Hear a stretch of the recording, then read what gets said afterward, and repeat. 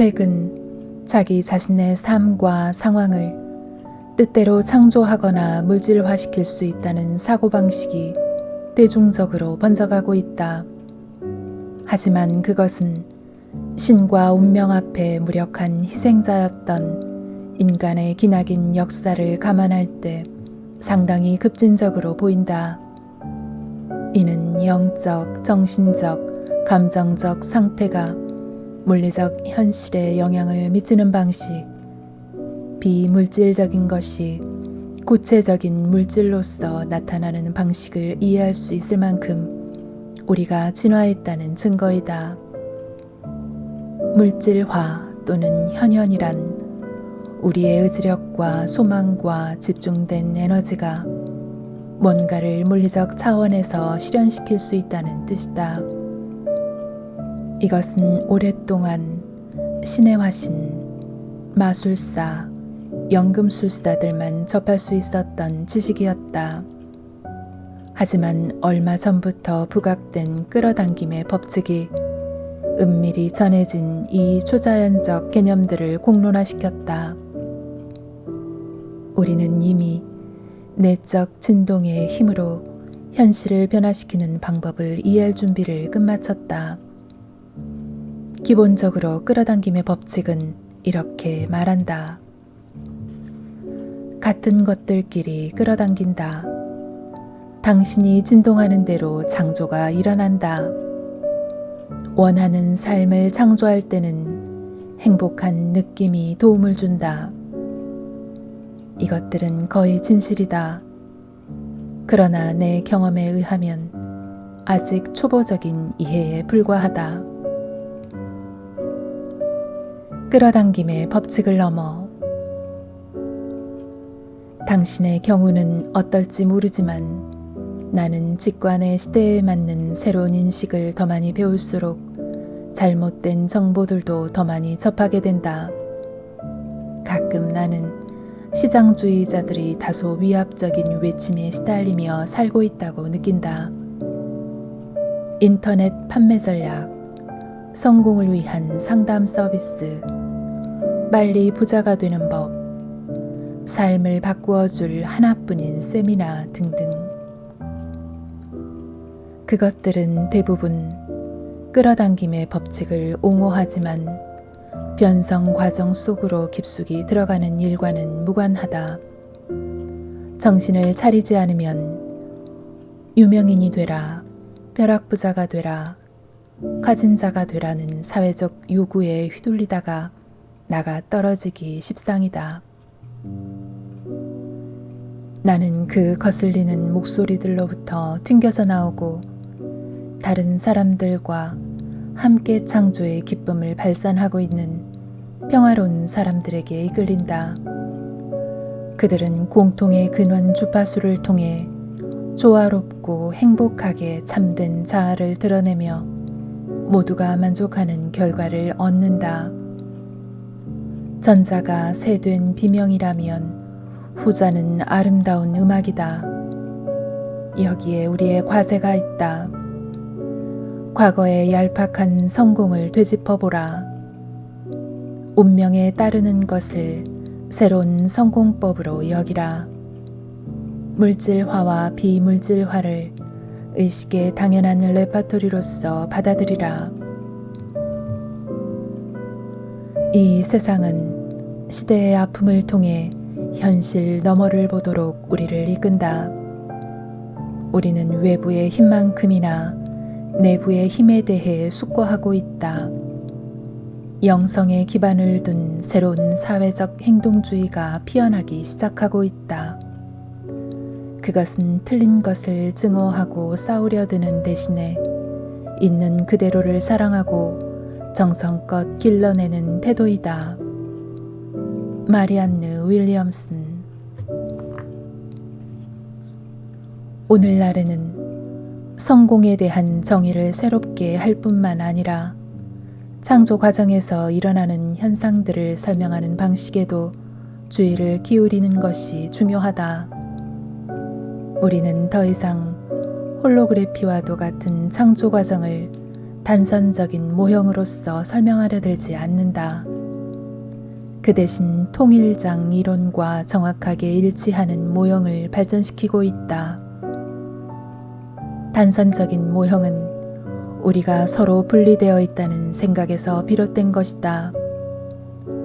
홀로그램 모형은 우리 모두가 공유하고 있는 에너지장과 지금 이 순간의 통합을 토대로 삼고 있다.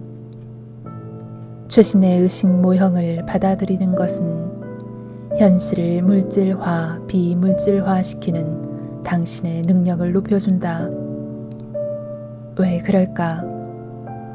목표가 실현되는 방식에 대한 당신의 믿음 또한 일종의 내적 청사진으로서 실현될 목표를 담은 청사진보다도 더욱 깊은 곳에 존재하기 때문이다. 그 두 청사진이 지고한 진리와 어긋날 때 당신은 장애물과 왜곡된 결과를 경험하게 된다. 예를 들어 물질적 풍요를 끌어당길 필요가 있다는 사고방식은 다소 철진한 모형으로서 어느 정도는 잘못된 인식을 포함하고 있다. 첫째로, 물질적 풍요는 당신 영혼의 진짜 목표일 수도 그렇지 않을 수도 있다. 둘째로, 홀로그램의 관점에 따르면 당신은 원하는 대상과 이미 같은 시공간 속에 존재하기 때문에 굳이 그것을 끌어당겨야 할 필요가 없다. 당신은 이미 그것을 가지고 있다. 끌어당김은 단선적이고 분리된 사고방식. 원하는 것은 저곳에 있고 당신은 의지력과 영리함으로 그것을 획득해야 한다. 으로부터 나온 발상이다. 통합된 세상에서는 뭔가를 끌어오는 대신에 그것이 이미 나의 현실 속에 있음을 알고 계속 주의를 기울일 뿐이다. 어떤 노력도 필요치 않다. 셋째로, 당신의 의지력은 내적 진동의 행복감과는 관계없이 그저 뭔가를 끌어당기는 데만 쓰이기 때문에 당신은 우주가 모두를 만족시키는 경험으로부터 떨어져 나온다. 당신은 일체성과 사랑과 보살핌을 경험하지 못한다. 의지력이 등장하면 에고가 되살아난다. 생각은 저홀로 흘러가며 고립감과 근심 걱정이 심화된다. 설령 교묘하게 숨겨져 있다 해도 의지력이 작용한다는 것은 영혼이 필요한 것을 정확히 가져다 준다는 믿음이 깨졌다는 의미이므로 결국 당신의 영혼에 장애물로 작용한다. 따라서 지금 가진 것들을 거부하고 무시하고 바꾸려는 시도에 에너지를 쏟게 되고 그것들이 얼마나 완벽한 것인지를 제대로 이해하지 못한다. 영혼은 주인이고 상상력은 도구이며 몸은 다루기 쉬운 재료이다. 파라켈수스. 물질화의 시작. 물질화의 첫 단계는 당신의 의식과는 별개로 영혼으로부터 시작된다. 영혼은 당신의 성장 계획에 필요한 상황들을 물질화시키고 항상 다른 영혼들과 협력한다. 물론 당신은 그 계획을 받아들일 수도 있고 저항하거나 실수를 저지르거나 지연시킬 수도 있다. 하지만 막힌 곳을 에둘러 물기를 내는 강처럼 영혼의 계획은 스스로 계속해서 수정을 해나간다. 꼭 필요한 것이라면 당신이 충분한 관심을 줄 때까지 그것은 계속 등장할 것이다. 당신의 삶은 짜여진 얼개 속에서 다른 사람들의 발걸음에 맞추어 계속 개선된다. 당신이 삶의 어떤 단계에서 특정한 인간관계를 경험해야 한다면 영혼들이 그 만남을 주선할 것이다. 당신에게 새로운 기회가 필요하다면 아마도 당신은 먼저 손실을 겪을 것이다. 영혼은 상황을 조율한다. 비약이 이루어질 시기가 되면 그 어떤 것도 당신의 마음이 몹시 절박하더라도 때가 무르익은 영혼의 길을 가로막을 수는 없다. 당신의 환경은 당신에게 삶의 교훈을 주기 위한 영혼의 수단이다. 그것은 당신이 뭔가를 배울 수 있는 경험을 창조한다. 그리고 사막의 신기루처럼 영혼의 의도에 따라 순식간에 모습을 바꾼다. 근본적으로 당신의 세계는 당신 자신이 물질화된 것이다. 그것은 당신의 내적 진동이 낮은 옥타브 수준에서 발현된 것이다. 따라서 현실은 사랑과 두려움의 혼합물이다. 영혼의 빛과 진리, 그리고 근원 주파수의 일부가 고정관념과 두려움에서 비롯된 감정들 사이를 빠져나가 당신의 세상을 창조한다. 그러나 내적 진동의 다른 부분, 즉 당신의 장애물이 들이운 낮은 주파수의 그림자 또한 당신의 에너지장 속으로 방사되면서 물질화된 현실을 이룬다. 그처럼 물질화된 그림자들을 당신은 문제거리라고 인식하고 그것들을 제거하는 동안 삶의 교훈을 얻는다. 따라서 높은 주파수의 삶을 창조하기 위해서는 우선 불필요한 부정적 상황을 물질화하지 말아야 한다. 당신의 마음과 감정도 물질화 과정에서 부수적인 역할을 한다. 마음과 감정은 영혼의 의도를 회방하고 지체시킬 수도 있고 돕고 가속화시킬 수도 있다. 그것은 당신이 자애로운 자아와 두려움에 떠는 에고 중에서 무엇에 주의를 기울이는지에 달렸다.